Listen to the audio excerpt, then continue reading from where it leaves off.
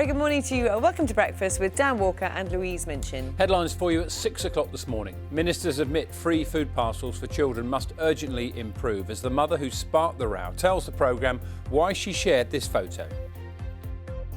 As I unpacked that food parcel in my living room and looked at the contents, it felt very sad. Changes to COVID restrictions in Scotland. Tighter rules on takeaways and shopping are expected. The impact of the pandemic on intensive care staff. A new report shows high levels of stress, depression and anxiety. I personally cry when I get home quite a lot actually at the moment. Sleep, we're suffering with sleep problems. I think a lot of nurses and doctors at the moment as well. Good morning. More of the big supermarkets toughen their stance on shoppers wearing masks. But what about the workers who have to enforce the rules? Can confrontations like this be avoided? I'll take a look at the details. Good morning. Manchester United are top of the Premier League. Paul Pogba's volley helps them beat Burnley, but calls to respect social distancing rules during celebrations are ignored. Good morning. It is a cloudy, grey day out there with rain for many of us. There'll be some sleet and some snow over the hills as well. I'll have all your weather details throughout this morning's programme.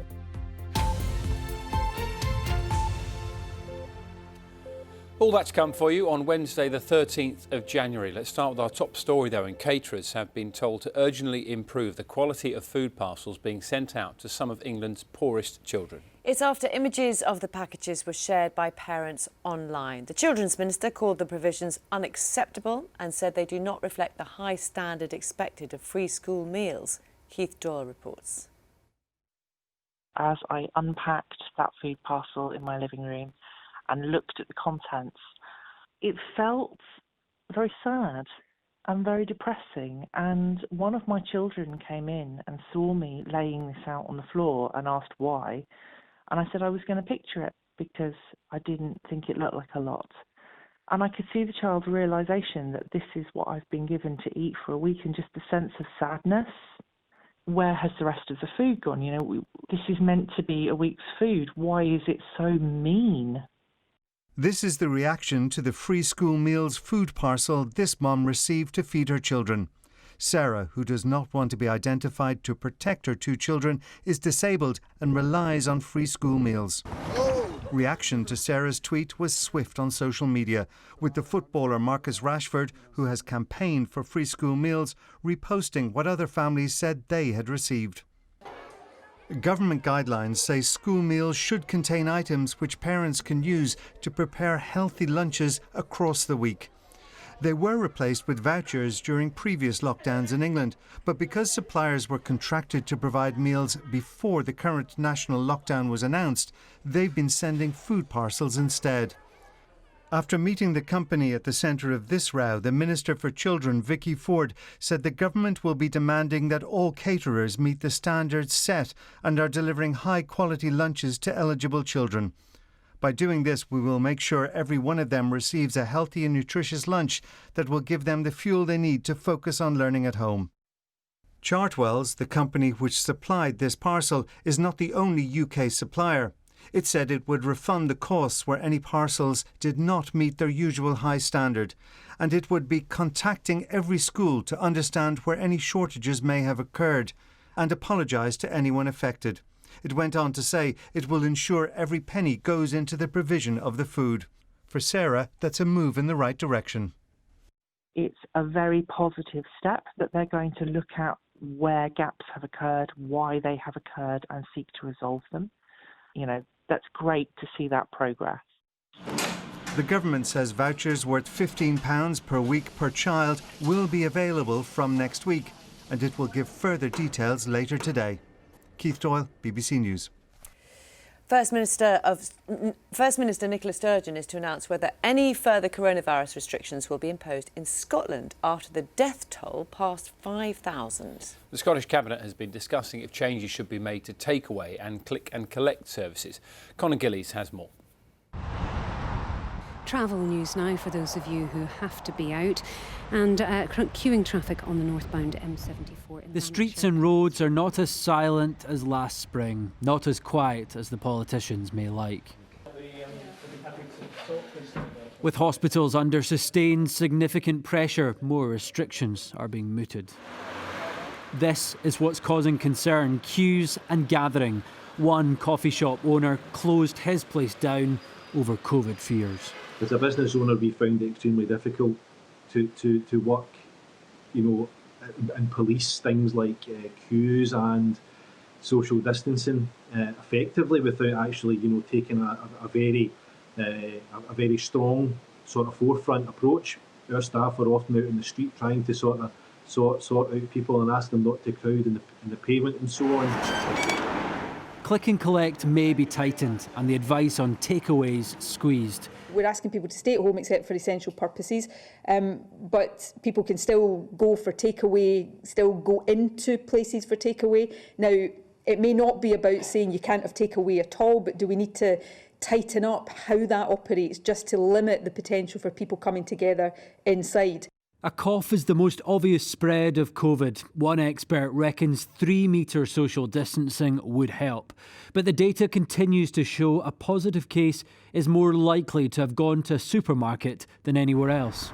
That weighs heavy here in Greenock, where 2 workers died after contracting the virus. I just stay away from everybody, I stay myself. I don't talk to anybody, I just keep away from people. I'm all right. I mean, I take all my precautions. I hand sanitise, my mask on, and I think that's all anybody can do. And here in Lanarkshire, another sign of how serious it all is. All non-urgent surgical procedures being postponed amid fears COVID hospital numbers could double. Lockdown lifting at the end of January now highly unlikely as this crisis continues. Conor Gillis, BBC News. Nearly half of intensive care staff in England could be suffering from post-traumatic stress disorder, severe anxiety or problem drinking, according to new research. King's College London spoke to more than 700 ICU staff during the first wave of the pandemic last summer. The study found poor mental health was common in intensive care clinicians, particularly amongst nurses. A number of senior figures within President Trump's Republican Party are now prepared to support efforts to remove him from office. Democrats who accused Mr. Trump of inciting last week's violent attack on Washington's Capitol are likely to push for a vote later today in the House of Representatives. From Washington, let's get more from our correspondent, Barbara Plett-Usher. Just 1 week after the deadly attack on the Capitol building, the House is racing to impeach Donald Trump for inciting it. The president's actions demonstrate his absolute inability to discharge the most basic and fundamental powers and duties of his office. Therefore, the president must be removed from office immediately. First, though, Democrats pushed the Vice President, Mike Pence, to take action, to invoke the Constitution and declare Mr. Trump unfit to govern. He won't do that. He warned this move would further inflame the nation. But some Republicans have begun to abandon the president, including the third-ranking member in the House, Liz Cheney. They say they will vote to impeach. The dam is beginning to break. Mr. Trump hasn't made it any easier for his party. Venturing out of the White House for the first time since the riot, he showed no remorse, accepted no responsibility. The impeachment hoax is a continuation of the greatest and most vicious witch hunt in the history of our country, and is causing tremendous anger and division and pain, far greater than most people will ever understand, which is very dangerous for the USA, especially at this very tender time. In Washington, it's lawmakers who are getting angrier, as growing evidence shows how brutal the mob was. In a sweeping investigation, dozens have been charged, hundreds might be. And security officials are bracing for more violence ahead of Joe Biden's inauguration. They warn of plans for armed protests, even a plot to try and overthrow the government. The country is reaping the whirlwind of Donald Trump's presidency. And today marks a pivotal step in its dramatic end. Mr. Trump is facing the unprecedented stigma of a second impeachment, and his fractured party is facing a traumatic moment of reckoning. Barbara Plett-Usher, BBC News, Washington.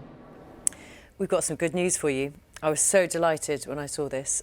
Earlier this week, Oh, yes. We told you Yeah. about Penny, the dog who was stolen from her owner, Alan Chamberlain, 2 days before Christmas. Well, the good news is... Look at this! They've been reunited. Penny looks very pleased to be back home with Alan, who lives near Walsall, and she's getting spoilt rotten at the moment as well. And he's got a message for everyone who offered support and helped with the search. Thank you to everybody, and we just can't say it enough. And as you can see, she's happy to be home as well, I think. It's the beginning of my new year anyway. I'm back to life. I'm over the moon, and I think she's over the moon as well. She certainly looks it. And it was, do you remember, we were talking about it on Monday, and he was so sad on Christmas Day that he was sobbing in a tea towel so his neighbours wouldn't hear him. Well, that is brutal. Oh, thank goodness. But they're back together. Like I Penny's said, back. Their new year can start.